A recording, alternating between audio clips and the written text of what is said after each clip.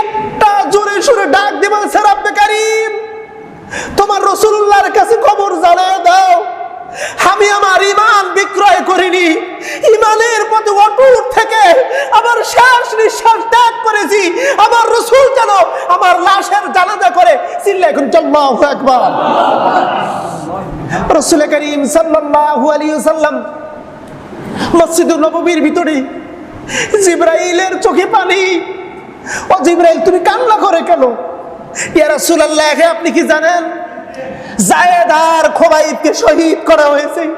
আপনাকে সালাম দিয়েছে ঈমানের পথে অবিচল থেকে, ঈমানের পথে অটুট থেকে, ঈমানকে বিক্রয় না করে তার প্রত্যেকটা অঙ্গ কেটে কেটে টুকরো টুকরো করার পরে তাকে শহীদ করা হয়েছে।